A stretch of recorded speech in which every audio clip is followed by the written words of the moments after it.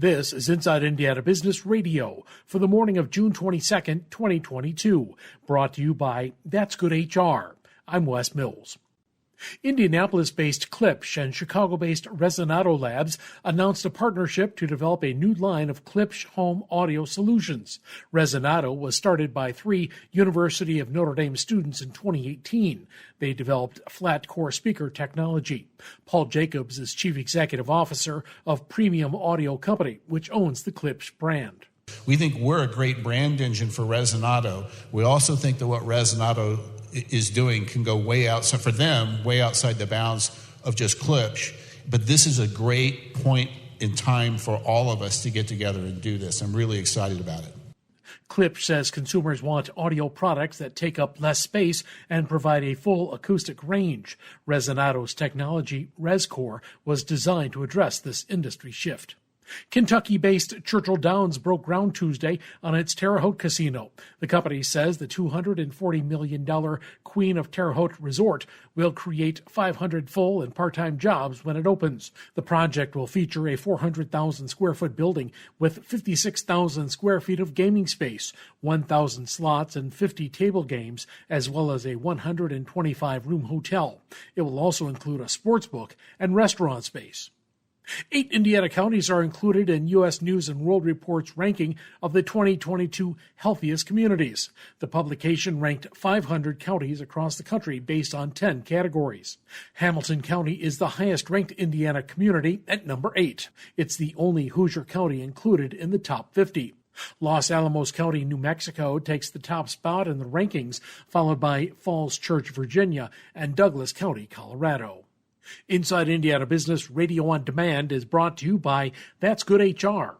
With one call to That's Good HR, your hiring challenge is solved. It's that simple. That's Good HR is the secret ingredient to strategic staffing. Have an HR, accounting, administrative, or customer service position to fill? Trust That's Good HR to make a match that's good for everyone, whether temp to hire, or a direct hire placement. For 22 years, That's Good HR has been handpicking employees and employers through a highly personal and authentic approach that delivers long-term results. Visit that'sgoodhr.com. Remember, the match matters.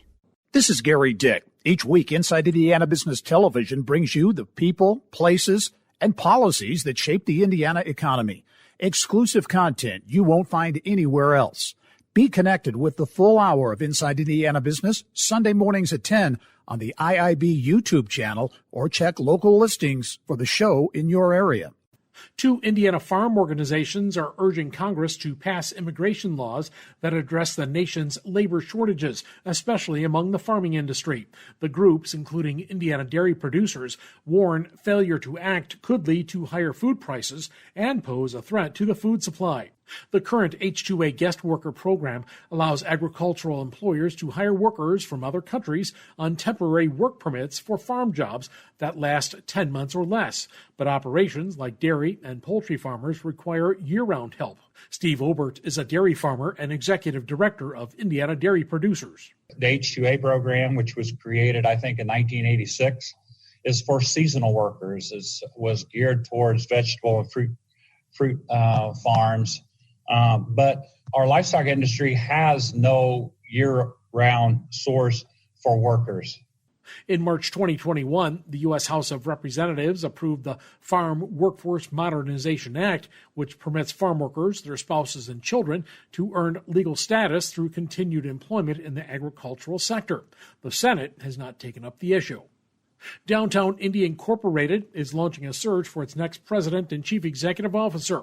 Earlier this year, Sherry Seiwert announced plans to resign at the end of April after 10 years in the role. The organization is now accepting applications for the position, which it says is responsible for leading efforts to support the downtown community. A veteran of Kosciuszko County's orthopedics industry has been named chief executive officer of Warsaw-based OrthoWorks. Bob Vito will lead the nonprofit that serves as a catalyst to bolster the cluster of orthopedics businesses in the community. Vito has held finance and management positions with Zimmer, Biomet, and Depew. Four Winds Field in South Bend has been named Best Ballpark by Ballpark Digest. The home of the South Bend Cubs beat Neuroscience Group Field in Appleton, Wisconsin. home of the Wisconsin Timber Rattlers. This is the first time the South Bend Cubs have won the Best Ballpark honor as a High A affiliate. This report is brought to you by That's Good HR, the secret ingredient to strategic staffing. Visit that'sgoodhr.com for more information. I'm Wes Mills, Inside Indiana Business Radio.